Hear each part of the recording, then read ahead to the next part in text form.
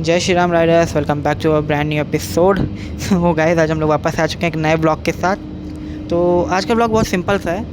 तो आज का हमारा ब्लॉग है कि जो कि आप लोग थंबनेल देख के समझ लिया होगा। तो आज का हमारा रिव्यू ब्लॉग है और आप लोगों को बताना चाहूँगा, इस गाड़ी को लिए हुए मुझे अब हो चुके हैं लगभग 1.5 महीने। मैंने इसको लिया था 28 फैब को, यानी फैब के जो लास्ट डे था, मुझे सही से यानी 28 का ही होता है। तो मैंने इसको लिया था 28 फैब को, और 28 फैब को मैंने जब इसको लिया था तो उसका ब्लॉग मैंने डाला है, आप लोग देख सकते हो। उसके बाद इसकी डिलीवरी भी मुझे मिली थी 4 को। तो मतलब 28 को मैंने शोरूम से डिलीवरी ली थी और अयोध्या ही आई थी 4 को। तो बहुत लंबा बीच में गैप हो गया, नहीं पूरे 4 दिन का गैप। तो अभी उसको छोड़ते हैं। तो मैंने इसकी इस बीच में एक सर्विस करा दी है, कई एक्सपीरियंस गेन किए हैं, कई स्किल्स कॉन्कर की हैं। कॉन्कर नहीं कह सकते, कई स्किल्स सीखी हैं और उन पर काम कर रहा हूँ मैं अभी। तो स्टार्ट करते हैं आज का ब्लॉग, क्योंकि लंबा ब्लॉग बनाने का कोई मतलब नहीं है। मैं ब्लॉग से खींच देता हूँ, वो बात अलग है, बट बनाते हैं इसको यहीं से। तो सबसे पहला हमारा जो टॉपिक है वो है पहली सर्विस इसकी, जो कि होती तो वैसे तो आप लोग को कहा जाता है 1000 पे, लेकिन आप लोग इसको मेरी बात मानो तो 800 पे करा लो, क्योंकि 800 पे लाइक गाड़ी तैयार होती है पहली सर्विस के लिए। ठीक है, वैसे कोई प्रॉब्लम है तो 800 से थोड़ा आगे तक खींच दो, लेकिन डोंट टेक इट टू 1000, 1000 से पहले ही करा लो। ठीक है, तो स्टार्ट करते हैं अभी। मतलब सर्विस तो हो चुकी है, ब्लॉग भी स्टार्ट हो चुका है, और अभी मैं आपको बताता हूँ कि मुझे कॉस्ट क्या आया था। तो कॉस्ट मेरे को आया था अप्रॉक्स 1600 to 1800 आया था। वो मतलब बहुत हाई जाता है अगर आपका, तो 2000 से ऊपर नहीं जाने वाला है, अनटिल अनलेस आपके कोई मेजर प्रॉब्लम हो। मेजर इशू में आपका प्राइस हाई होता है, कोई पार्ट चेंज होने हुए तो।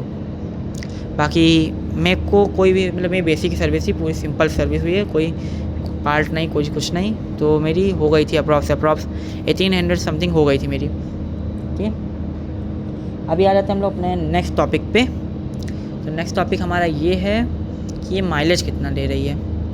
तो मैं आप लोग बता दूँ, सिटी में मैंने इससे 28 निकाला है। वैसे तो मैंने सिटी में से 32 भी लिया है, बट 32 जो था मैंने बहुत ज़्यादा किलोमीटर्स पे नहीं मिला था, मेरे को बहुत कम ही किलोमीटर्स पे था। मैंने वैसे एवरेजली मैं जो इससे लेता हूँ वो है 28 का ही मुझे मिल जाता है।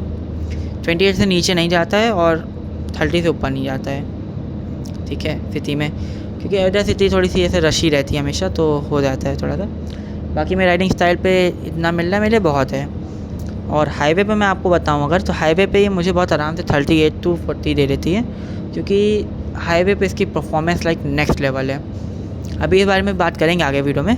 फ़िलहाल अभी हम लोग आ जाते हैं इसकी माइलेज पे। तो माइलेज देखिए, मैंने जब इसकी फ़र्स्ट सर्विस कराई थी तो इसने मुझे 41 समथिंग का दिया था।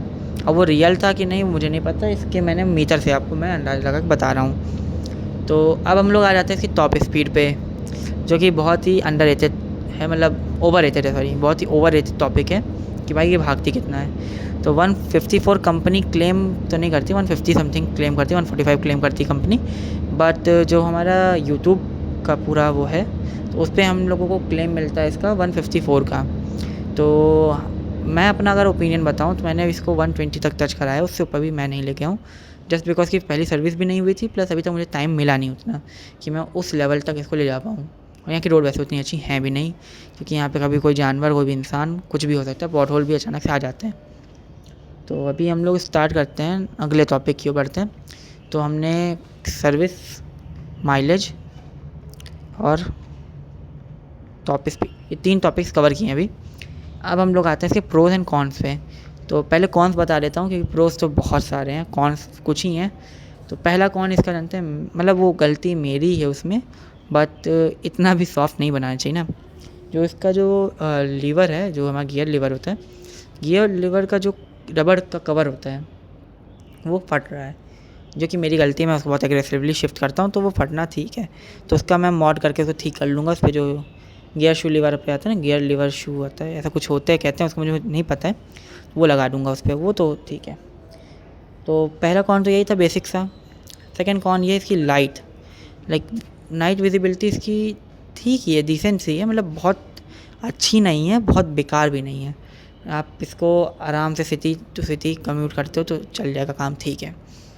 लेकिन अगर आप इसको लेके बहुत ही अंधेरी जगह पे जा रहे हो, आई वुड सजेस्ट कि किसी अच्छी फॉग लाइट में इन्वेस्ट करना। मेरा ज़्यादा रहता नहीं, कहीं मैं ऐसी जगह पे जाता नहीं, तो इसमें मैंने सस्ती फॉग लाइट लगवा रखी है जो कि मुझे ठीक ठाक विजिबिलिटी दे देती है।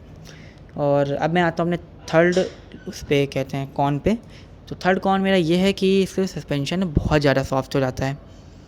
जब इस आपके पास एक पिलियन होता है ना, पिलियन के साथ आप जब राइड कर रहे होते हो तो अयोध्या के जो मतलब स्पीड ब्रेकर्स हैं वो वैसे भी ऊंचे हैं, और कभी कभी छोटे स्पीड ब्रेकर्स पे भी ये नीचे से टच हो जाती है। तो ये थोड़ा सा इसमें कुछ चेक करना पड़ेगा। प्रीलोड एडजस्टमेंट आई थिंक पीछे होता है, मैंने इसको एक बार कराया भी था, थोड़ा सा हार्ड साइड पे मैंने इसको ले गया था, लेकिन तब भी मेरे को ये प्रॉब्लम तब भी अभी भी आ रही है। तो इसको एक बार और प्रीलोड करवा के चेक करते हैं। बाकी इतना लाइक बहुत ही ग्राउंड क्लियरेंस भी ठीक है, अच्छी है, बट लाइक थोड़ा सा और होती तो मज़ा आ जाता। अब वैसे मैं स्ट्रीट बाइक से एडवेंचर बाइक जितनी ग्राउंड क्लियरेंस सोच रहा हूँ तो नहीं हो पाएगा। अच्छा हाँ, जो लाइट वाला मैंने आपको बताया, लाइट में मेरे पास इससे पहले पल्सर थी। तो पल्सर की आप लाइट जानती हो कैसी है, तो इसलिए थोड़े से एक्सपेक्टेशन हाई रहती है। बाकी अब आ जाते हैं हम लोग अपने फोर्थ कॉन पे। आई थिंक हाँ, फोर्थ कॉन है हमारा। तो फोर्थ कॉन जो है इसका, वो है इसका जो ब्रेकिंग है वो आपकी थोड़ा सा ना, जब हीट हो जाता है आपके जो डिस्क है, वो जब हीट होती है या फ्लूइड जब हीट हो जाता है तो आपको ब्रेकिंग थोड़ी सी वीक लगती है। बट वो बात अलग है कि आपको तब भी ये उतनी अच्छी ब्रेकिंग प्रोवाइड करती है कि आपको किसी भी साइड में कोई प्रॉब्लम नहीं होने वाली है। बाकी अभी हम लोग आते हैं इसके प्रोस पे। भाई प्रोस की तो लाइन लगी हुई है। प्रोस पहला देखिए, पहला प्रो इसका ये है, इसका इंजन। भाई इसका प्रोस में इंजन को सबसे टॉप पे रखने का एक ही रीज़न है, 31 PS की power is not a joke. मतलब नेक्स्ट लेवल पावर हर RPM पे, और 6000 RPM के बाद जो बूस्ट मिलता है दैट्स लाइक नेक्स्ट लेवल। मतलब सैल्यूट है भाई KTM को ऐसे इंजन बनाने पे। आई थिंक बजाज मैन्युफैक्चर कर रहा है अब तो, लेकिन फिर भी KTM को मैं कहूँगा क्योंकि बाइक तो KTM की भाई, पढ़ने वाले KTM बोलते हैं, ठीक है। बाकी अभी हम लोग आ जाते हैं इसके जो इंजन है, वो हर RPM पे लाइक फील होता है पावरफुल एकदम। और मैंने इसके इंजन को कभी अंडर पावर फील किया ही नहीं है। मैं जब सोचता हूँ कि यार अभी थोड़े अंडर पावर फील हो रही है, मैं बस एक बार सुपर मोटो ऑन करता हूँ, मेरे अंदर आवाज़ आती है कि भाई पावर बहुत है। और मैं 150 सीसी से और 100 सीसी से इस पे आया हूँ, तो मेरे लिए तो ऐसे बहुत है। तो अब आ जाते हैं हम लोग इसके नेक्स्ट प्रो पे।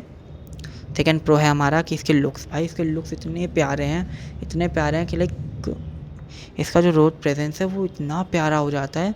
विदाउट एग्जॉस्ट लोग इसको नोटिस करते हैं रोड पे। बाकी तो इतना ही बोलना चाहूँगा। बाकी अभी आ जाते हैं हम लोग नेक्स्ट प्रो पे। नेक्स्ट प्रो है इसका एग्जॉस्ट नोट। भाई एग्जॉस्ट नोट जो है इसका कोल्ड स्टार्ट के टाइम पे बहुत प्यारा लगता है।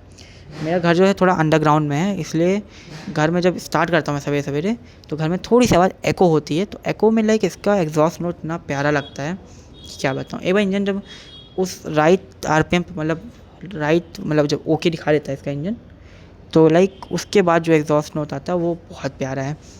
और मुझे कहीं ना कहीं फील होता है इसका हर एक राइडिंग मोड, मतलब जो इसके 2 राइडिंग मोड्स आते हैं हमारे, ट्रैक और स्ट्रीट, तो ट्रैक एंड रोड पे दोनों में इसका मुझे मतलब एग्जॉस्ट नोट थोड़ा अलग फील होता है। पता नहीं क्यों ऐसा मुझे लगता है कि सबको लगता है, मेरे को कमेंट में बताना।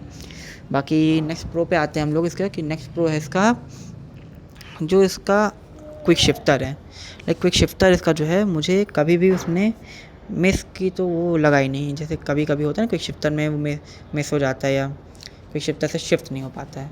डाउन शिफ्ट अप शिफ्ट सब में लाइक इसका बहुत स्मूथ क्विक शिफ्टर है।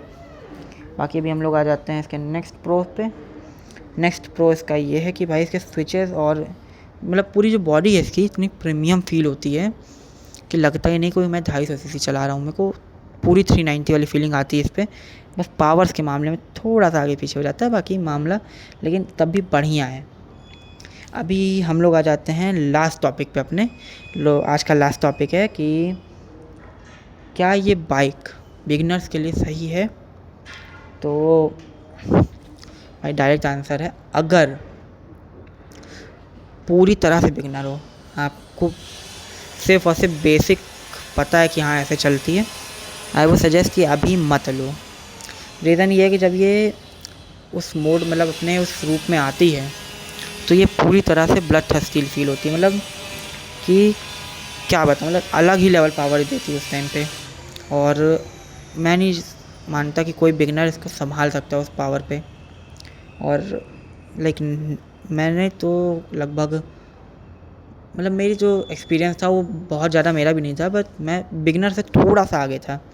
तो अगर आपको एक्सपीरियंस है 3-4 महीने, 5 महीने, 6 महीने का, आपने अच्छी राइड्स कर रखी हैं, थोड़ी लॉन्ग राइड्स कर रखी हैं और थोड़ी अच्छी पावरफुल मशीन चला रखी है, लाइक 200 सीसीज़ और 150 सीसीज़ आपने चला रखी है 5-6 महीना, उनको अच्छे से मेंटेन किया है, तो आई वुड सजेस्ट कि आप जा सकते हो। लेकिन बस मेंटेनेंस देख लेना भाई, इसकी मेंटेनेंस कॉस्ट बहुत हाई नहीं है, बट जैसे थोड़ा सा 150 सीसी के मुकाबले बहुत ही अच्छी साइड पे। मतलब KTM के आपको एक बहुत अच्छा प्रो इसका ये भी है कि इसके जो पार्ट्स है वो हमारा बजाज देखता है, तो बजाज पूरा कोशिश करता है कि आपको बढ़िया पार्ट थोड़ा चीपर साइड में मिल जाए। लेकिन वही है भाई, अब प्रीमियम गाड़ी पालोगे, हाथी लोगे तो फिर खर्चा तो होगा, तो थोड़ा बहुत एक्सपेंसिव पड़ जाता है। बाकी अब आते हैं हम लोग वीडियो के एंड पे। तो वैसे मैंने अपने कोई इंसिडेंट्स शेयर नहीं किए हैं, और अगर आपको सुनने में कोई इंसिडेंट्स तो आप लोग मेरे इंस्टा अकाउंट को फॉलो कर सकते हो, कमेंट में उसकी मैंने लिंक दे दी है, क्योंकि मैं वहाँ पे रील्स एंड सब कुछ अपलोड करता रहता हूँ। तो ठीक है, फिर आप लोग से मिलते हैं नेक्स्ट व्लॉग में। और नेक्स्ट व्लॉग आप लोग को आने वाला है कि मैंने इसको क्यों चूज़ किया ओवर NS 400 और ड्यूक 390, और ये सब जो बाइक्स इसके सेगमेंट में आ रही थी, इस प्राइस सेगमेंट में, या लाइक अगल बगल में समय जो बाइक्स इसके चल रही थी, मैंने उन सब को हटा के इसकी तरफ मैं क्यों गया, ये मैं आप लोग को नेक्स्ट व्लॉग में बताऊँगा। बाकी जय श्री राम राइडर्स, आज के लिए इतना ही। आप लोगों से यही चाहूँगा कि आप लोग इस वीडियो को लाइक करें, सब्सक्राइब करें चैनल को। बाकी कैसा लगा व्लॉग ये कमेंट बताइएगा। जय श्री राम।